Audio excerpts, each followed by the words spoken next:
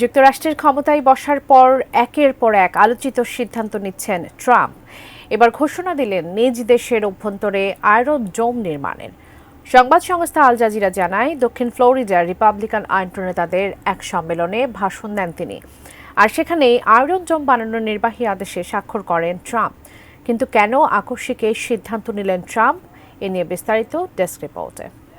To immediately begin the construction of a state-of-the-art Iron Dome missile defense shield, which will be able to protect Americans. You know, we protect other countries, but we don't protect ourselves. নিজেদের প্রতিরক্ষা সুরক্ষার জন্য iron ডোম নির্মাণের নির্দেশ দিয়েছেন মার্কিন president Donald Trump. পরবর্তী প্রজন্ম এবং নিজেদের সার্বভৌমত্ব রক্ষার জন্য এর গুরুত্ব অনেক। অন্যান্য অনেক দেশে এই ব্যবস্থা তারা তৈরি করে দিলেও খোদ মার্কিন মুলুকে এই ব্যবস্থা না থাকায় দ্রুত তা গড়ে তোলার নির্দেশনা দেন।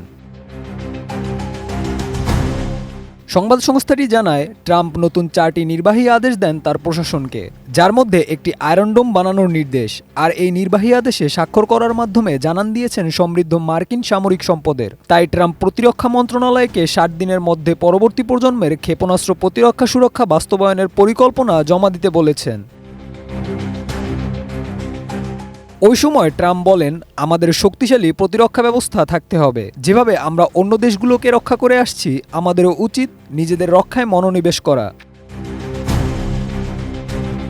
কোয়ালিটি সম্পন্ন আন্তর্জাতিক মানের steel bar CSRM, committed for better steel. এ বিষয়ে ব্যাখ্যা করেও বলেন, প্রথমটি হলো অবিলম্বে একটি অত্যাধুনিক আয়রন ডোম ক্ষেপণাস্ত্র প্রতিরক্ষা ঢাল নির্মাণ শুরু করা, যা আমেরিকানদের সুরক্ষা দেবে। আল জাজিরার প্রতিবেদনে আরও বলা হয়, বিশ্বের সবচেয়ে মারাত্মক যুদ্ধবাহিনী হিসেবে যুক্তরাষ্ট্রকে নিশ্চিত করার জন্য এটি প্রয়োজনীয় পদক্ষেপ। যেখানে ট্রাম্প প্রশাসনের মতে তার দায়িত্ব গ্রহণের প্রথম দিনই রেকর্ড সংখ্যক নির্বাহী পদক্ষেপে স্বাক্ষর করেছেন, যার মধ্যে মোট 42টি আদেশ, স্মারকলিপি ও ঘোষণাপত্র রয়েছে।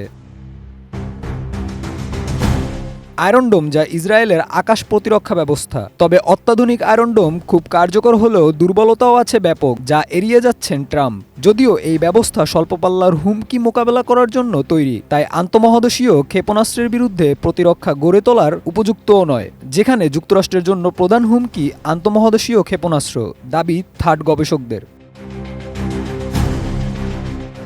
Desk report, ATN news.